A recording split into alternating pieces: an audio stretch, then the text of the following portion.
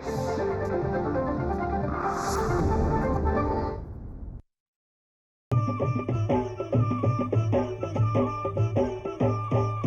काळी आई धनधान्य देई, ही काळी आई धनधान्य देई. जोडते मनाची नाती आमची माती, आमची माणसं,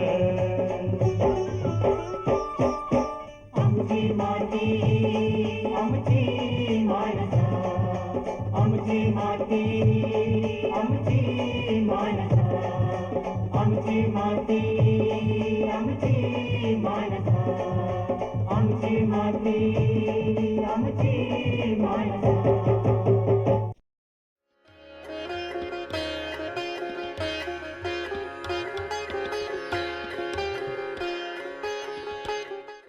नमस्कार शेतकरी बंधूंनो, माझे नाव नितेश रूपचंद झोडे, राहणार पापळा खुर्द, तालुका साकोली, जिल्हा भंडारा. मी 5 वर्ष झाले शेतीमध्ये लक्ष देत आहो. आमच्या इकडे धान शेती लागवड करायची. आता आपण धान शेती करतो, त्याच्यामुळे धानावर रोगांचा प्रादुर्भाव जास्त असल्यामुळे आधुनिक शेतीत थोडंसं नुकसान व्हायचं. त्याच्यामुळे आता पट्टा पद्धत ही शेतीकडे जास्त लक्ष देण्यात आले. पट्टा पद्धत म्हणजे असं आहे की 10 ओळीनंतर 1 फुटाची गॅप सोडायची, त्यानंतर ते लागवड करायची. त्याच्यामध्ये मजुराचा खर्च अति कमी लागतो, उत्पन्न पण भरपूर येतो. त्याच्यामुळे आता कृषी विज्ञान केंद्र साकोली यांच्याकडून थोडंसं मार्गदर्शक असल्यामुळे त्याच्यामुळे उत्पन्नात वाढ झालेली आहे. आणि त्या उत्पन्नामध्ये मजूर खर्च कमी असतो आणि उत्पन्न जास्त असते. त्याच्यात आपल्याला उत्पन्न पण चांगला येतो, मजूर खर्च कमी असते. माझ्याकडे 5 एकर शेती आहे, त्याच्यामुळे 4 एकराले केडी पेक तिलक ह्या धानाची लागवड केली होती. उत्पन्न भरपूर आलं. एकरी 15 क्विंटल एका एकरा उत्पन्न आलं. खर्च कमी असल्यामुळे उत्पन्नात खूप वाढ झाली. पारंपरिक पद्धतीमध्ये उत्पन्न कमी असायचा आणि खर्च जास्त असायचा. त्याच्यामुळे पारंपरिक पद्धत न करता पट्टा पद्धत केलेलं बरं. पट्टा पद्धत असल्यामुळे सूर्याचे प्रकाश खूप चांगल्या प्रकारे पडतात तिथं आणि रोगाला तेवढं बळी नाही पडत. त्याच्यामुळे कृषी विज्ञान केंद्राचं मार्गदर्शन खूप महत्त्वाचं ठरलं आम्हाला. कारण की वेळोवेळी कृषी विज्ञान केंद्र यांच्याकडून मार्गदर्शक होतं आणि रोग तेवढं ह्या नाही झालं. धानामध्ये रोगाचे प्रादुर्भाव म्हणजे तुरतुळा, गादमाशी, कळाकरपा, तांबेरा कडपा ह्या प्रादुर्भाव खूप होता. आणि ह्यावेळेस तेवढे ह्या नाही लागले. त्याच्यामुळे खूप उत्पन्न भरपूर आले. आपल्याला खूप चांगलं असं वाटलं की आपण पट्टा पद्धत केलेले खूप चांगले आहेत, म्हणून आता दरवर्षी आपण पट्टा पद्धतीकडेच वळणार आहोत. असे चांगले की म्हणजे आपल्याला उत्पन्नही चांगलं येतं, मजूर खर्च खूप कमी लागतं, उत्पन्नात खूप वाढ येते. मजुराचंही तेवढं हे नाही राहत. आपल्याला पट्टा पद्धतीत खूप म्हणजे अशी चांगलं दिसून येत आहे. त्याच्यामुळे आता सर्व शेतकरी बांधून अशी विनंती आहे की आपण पट्टा पद्धत लागवड करणे अति गरजेचे आहे. कारण की आपल्या इकडे खरीपला धानाविषयी दुसरं काही लागवड करता येत नाही, पाणी भरपूर असल्यामुळे. त्यामुळे आपण आता धानाची लागवड करताना पट्टा पद्धत करणे अति गरजेचे आहे. पट्टा पद्धतीले फायदे म्हणजे आपल्याला खत मारायला सोयीस्कर होतो, औषधी फवारण्यासाठी खूप चांगली मदत मिळते, मजूर बी कमी लागतात औषधी मारण्यासाठी, खत मारायसाठी मजूर कमी लागतात. याच्यामुळे पट्टा पद्धतीचे याचे चांगले फायदे येतात. गवती काढायला म्हणजे कचरा निंदन खूप करायला कमी लागतं, तेवढं निंदन वगैरे करायला काही लागत नाही. त्याच्यापासून एक पट्टा पद्धतीचे खूप चांगलं फायदा आहे. धान लागवडीची जी पट्टा पद्धत आहे, ही पट्टा पद्धत डॉक्टर पंजाबराव देशमुख कृषी विद्यापीठ अकोला मधील जे पूर्व विदर्भाचे शास्त्रज्ञ आहेत, या पूर्व विदर्भामध्ये त्याचं संशोधन घेऊन या शास्त्रज्ञांनी ही विकसित केलेली आहे. धान लागवडीची पट्टा पद्धत म्हटली की असं काही वेगळं समजून घ्यायचं नाही. तर जी जपानी पद्धत आहे, आपण ज्या पद्धतीमध्ये 20 सेंटीमीटर 2 ओळीमधलं अंतर ठेवतो आणि 2 झाडामधील अंतर आपण 15 सेंटीमीटर ठेवतो. तर त्यानुसार आपण पट्टा पद्धतमध्ये सुद्धा 20 बाय 15 सेंटीमीटरवर लागवड करायची आहे आणि 2 मीटर लागवड केल्यानंतर म्हणजे 20 सेंटीमीटरच्या अंतरानं जर आपण घेतलं तर 10 ओळी जेव्हा होतील तेव्हा 2 मीटर अंतर त्याचं राखलं जाईल. तर त्यानंतर आपल्याला एक पट्टा सोडायचा आहे 30 सेंटीमीटरचा. तर ह्या धान लागवडीच्या ज्या पद्धती आहेत, तर त्या धान लागवडीच्या ज्या वेगवेगळ्या पद्धती आहेत, मग ती तुमची श्री पद्धत असेल, 4 सूत्री पद्धती असेल किंवा जपानी पद्धत असेल. इव्हन आपण जो पेरीव धान घेतो त्या पेरीव धानमध्ये सुद्धा आपण असा पट्टा सोडू शकतो आणि हा पट्टा 2 मीटर नंतर सोडल्यामुळे त्याचे बरेच फायदे आहेत. आणि त्यातला पहिला फायदा म्हणजे आपण जे किडी आणि रोग येतात. आता तुम्हाला बऱ्याच वेळा माहिती आहे की जी लष्करी अळी आहे, खोडकिडा येतो, तुडतुडा येतो. बऱ्याच वेळा खूप बांधी आपली दाट लावलेली असते आणि दाट लावलेली बांधी जर असेल तर त्या ठिकाणी नंतर खूप फुटवा येतो. फुटवा आला की तिथे रिकामी जागा नसतेच. म्हणजे आपण रॅन्डम पद्धतीनं म्हणजे जो साधा रोवणा आहे, साधा रोवण्यानं आपण लागवड करतो. लागवड केल्यामुळे धान एवढा दाटून जातो तिथे की आपल्याला त्याच्यातून फिरतासुद्धा येत नाही. बाया ज्या निंदन करतात त्या कशा तरी बिचाऱ्या त्यातून मार्ग काढत काढत निंदन करतात. परंतु असं जर तुम्ही बघितलं तर त्यातून तुम्हाला साधा फिरतासुद्धा येत नाही. आणि त्यावेळी नेमकं काय होते, धान चांगला वाढतो आणि वाढला की आपण त्याला आपला धान चांगला हिरवा गार दिसला पाहिजे म्हणून आपण त्याला युरिया टाकतो. युरिया टाकला की त्याची वाढ कोवडी लुसलुसीत होते आणि इकडे दाटी झालेली असते. त्या ठिकाणी सूर्यप्रकाशही पोहोचत नाही आणि हवासुद्धा खेळत नाही आणि त्यामुळे तिथे जी रोग आणि किडी आहेत खूप जागा धरतात. हे जो तुडतुडा आहे हा तुडतुडा एकदम बुडाशी असतो. त्याच्यामध्ये ऊन खालीपर्यंत पोहोचत नाही, त्याच्यामुळे त्यांना ऊन लागायचं कामच नाही. त्या ठिकाणी हवा पण जात नाही, त्याच्यामुळे ते निवांत तिथे आपली जी प्रजनन आहे ते पूर्ण करतात, त्यांची संख्या तिकडे वाढवतात आणि ते वाढवल्यामुळे आपल्या पिकामधला जो रस असतो ते शोषून घेतात. तर या पट्टा पद्धतीचा जो पहिला फायदा आहे की आपल्याला आपल्या शेतामध्ये हवा खेळती ठेवता येते. आमची माती आमची माणसं. आपल्याला पट्टा पद्धतीमुळे सूर्यप्रकाश त्या जमिनीपर्यंत जाईल ही सोय करता येते. तुम्हाला सांगितलं 2 मीटर लागवड करायची, त्यानंतर 30 सेंटीमीटर जागा सोडायची, त्यानंतर परत 2 मीटर रोवणी करायची, त्यानंतर परत 30 सेंटीमीटर जागा सोडायची. तर अशा पद्धतीनं आपण सोडत गेलो की ते पट्टे पट्टे तयार होतात. तर पहिला फायदा झाला की त्यामध्ये आपल्याला हवा खेळती ठेवता येते. दुसरा फायदा झाला की सूर्यप्रकाश खालीपर्यंत जातो. तुम्ही विचार करा की जेव्हा आपण दाट रोवणं असते तेव्हा आपला सूर्यप्रकाश खालीपर्यंत जातच नाही आणि त्यामुळे तिथे जे किडींसाठी जे वातावरण आहे ते वातावरण निर्माण होते. आपण जर पट्टा पद्धतीनं लागवड केली तर त्या ठिकाणी जे सूक्ष्म पर्याय हे तयार होतं, हवामान तयार होतं खाली जमिनीच्या तिथं किंवा बुडाशी धानाच्या, तर ते करायला तिचा अडथळा निर्माण होतो. अडथळा निर्माण झाला की त्या किडींची संख्या तेवढ्या प्रमाणामध्ये वाढत नाही. जर आपण किडींवर फवारा करतो, फवारा करून करून आपण किडींची संख्याचं व्यवस्थापन करतो, त्याला आपण कमी करण्याचा प्रयत्न करतो, त्याकरिता आपल्याला त्या रसायनांवर आपला खर्च होतो. ही पद्धत कशी आहे, याच्यामुळे आपल्याला काहीही खर्च न करता नैसर्गिकरित्या फक्त आपल्याला 2 मीटर नंतर 30 सेंटीमीटर जागा सोडायची आहे.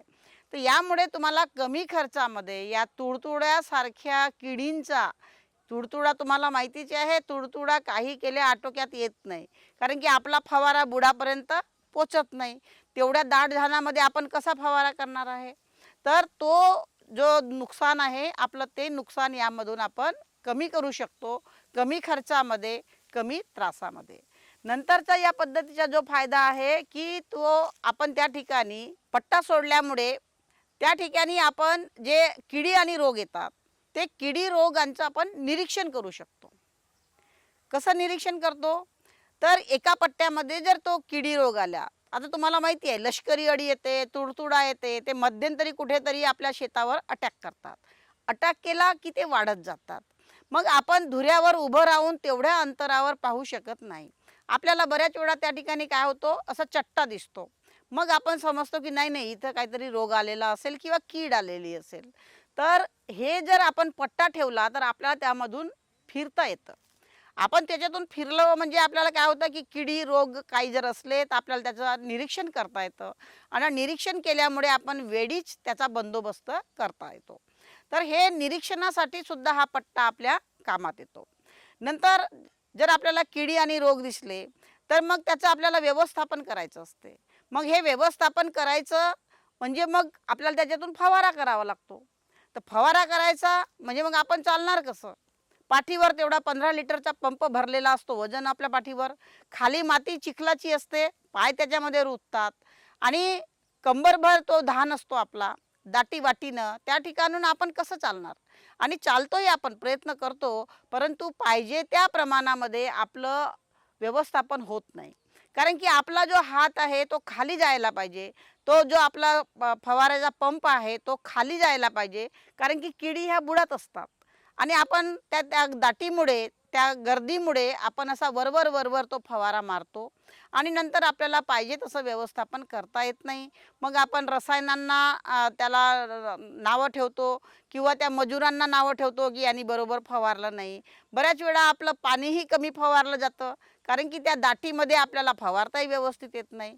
एकरी 200 लिटर पाणी पडायला पाहिजे, तेही पाणी तिथं पडत नाही. काहीतरी 5-50 लिटरमध्ये आपण फवारा करून घेतो.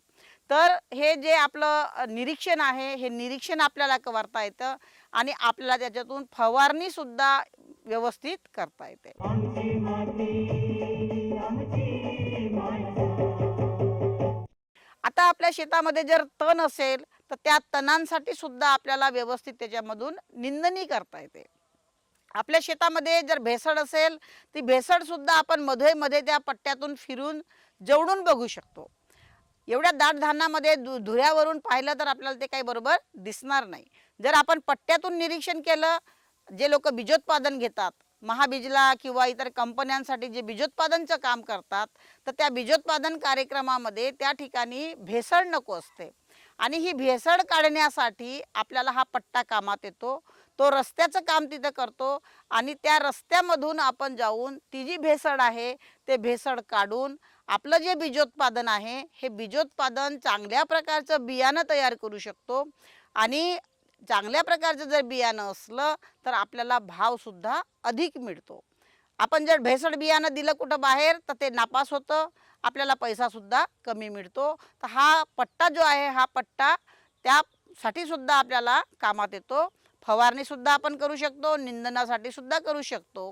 आणि तिसरं अजून एक की ह्या ज्या किडी आहेत या किडी एका पट्ट्यात आल्या तर लगेच त्यांना दुसऱ्या पट्ट्यात जायला हे जे ऊन आहे, हे मोकळं वातावरण आहे त्यातून जावं लागतं. आणि आपल्याला जर त्याचं बंदोबस्त आपल्याला जर लक्षात आलं तर आपण त्याचा जर बंदोबस्त केला तर आपल्याला एका पट्ट्यावर एक फोकस करून त्या पट्ट्यातल्या किडी आणि रोगांचं आपल्याला व्यवस्थापन करता येतं. म्हणजे जर लष्करी अळीचं तुम्हाला माहिती आहे, लष्करी अळी जे निघते, लष्कर जसं निघतं तसं लष्करी अळी एक पट्टा खाते, नंतर दुसरा पट्टा खाते, नंतर तिसरा पट्टा खाते.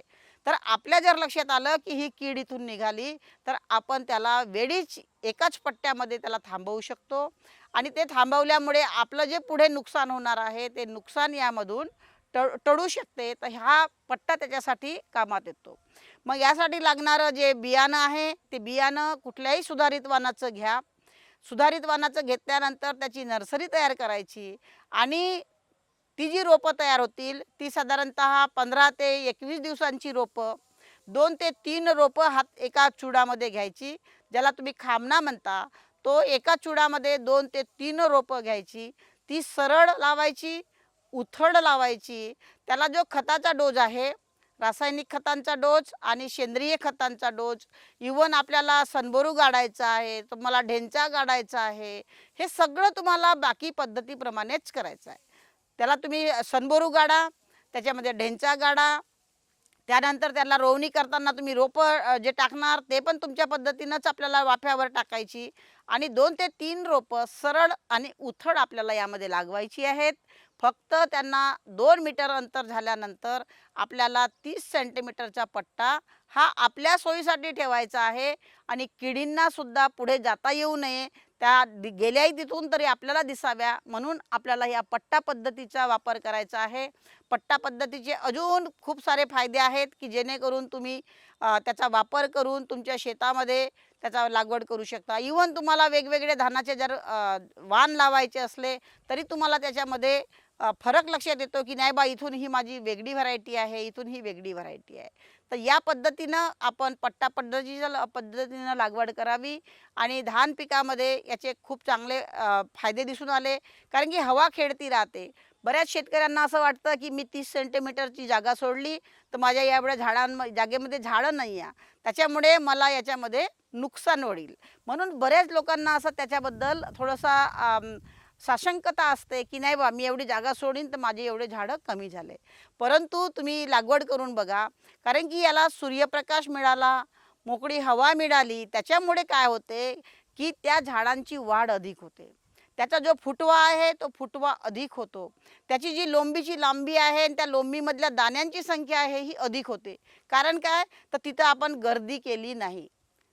आपण म्हणतो लहान कुटुंब सुखी कुटुंब, तसंच धान पिकाचंही आहे की धान पिकाला जेवढं तुम्ही अंतर द्याल, जेवढं तुम्ही त्याला पातळ पेराल, जेवढा तुम्ही त्याला नॅचरल हवा द्याल, जेवढी तुम्ही त्याला स्पेस द्याल, हवा द्याल खुली आणि सूर्यप्रकाश तुमच्या मातीपर्यंत जर पोचला तर त्याला जे फुटवे येणार होते ते फुटवे वाढतात. त्याच्यामुळे तुम्ही असं वाटून घेऊ नका की आम्ही जागा सोडली बा तर माझं एवढं नुकसान होईल. तुम्ही सोडलेल्या जागेमध्ये जे धान तुम्हाला होणार होते ते ही जागा, मोकळी जागा, मोकळी हवा, मोकळं वातावरण, मोकळा सूर्यप्रकाश त्यांना मिळाल्यामुळे ते तुम्हाला अधिक मिळेल. त्यामुळे असं मनामध्ये शंका ठेवू नका की पट्टा सोडला तर माझं नुकसान होईल. त्यामध्ये नुकसान होत नाही, उलट उत्पादन हे तुम्हाला अधिक मिळते. सूर्यप्रकाश प्रत्येकाला पाहिजे असतो आणि मुळांना वाढायला जागा पण मिळते. आपण एकेका झाडामध्ये ज्याला आपण खामना म्हणता, आपण ज्याला हिल म्हणू, चूड म्हणू, त्यामध्ये आपण 14-14, 15-15, मी तर 24-24 पर्यंत रोपं एका चुडामध्ये पाहिली आहे. आता तुम्ही विचार करा की 24 रोपं एका ठिकाणी आपण जर लागवड केली तर त्या 24 रोपं लावल्यानंतर आणि तेही जवळजवळ, मग ह्या 24 रोपांना एकाच खामण्यातले झाले, दुसऱ्यातले 24, असे 25, 10 झाले, काहीमध्ये 15ही राहील. तर या एवढ्या झाडांना अन्न लागतं, त्यांची रोपांची मुळं वाढायला जागा लागते. मग त्या रोपांनी कुठं वाढायचं, त्यांच्या मुळांनी कुठं वाढायचं आणि तुम्ही जे खत दिलेलं असते, तुम्ही जे अन्नद्रव्य दिलेली असतात, ती अन्नद्रव्ये ह्या एवढ्या साऱ्या जणांना तिथे मिळत नाही.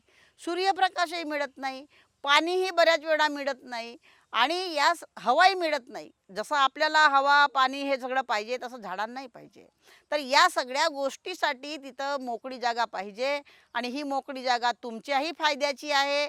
तुम्हाला पण बांधीमध्ये उतरून तुमच्या पिकाचं निरीक्षण करता आलं पाहिजे. पिकालाही मोकळी हवा पाहिजे, त्यालाही मुळांना वाढायला जागा पाहिजे, त्यालाही अन्नद्रव्ये पाहिजे. तर ह्या सगळ्या गोष्टींसाठी डॉक्टर पंजाबराव देशमुख कृषी विद्यापीठाच्या शास्त्रज्ञांनी ही पद्धत शोधून काढलेली आहे आणि यामुळे तुम्हाला फायदाच आहे. याची शिफारस केलेली आहे पूर्व विदर्भातील शेतीकरिता. म्हणून माझी तुम्हाला विनंती आहे की धान लागवड करा, परंतु 2 मीटर नंतर 30 सेंटीमीटरचा पट्टा सोडायला आपण विसरू नका.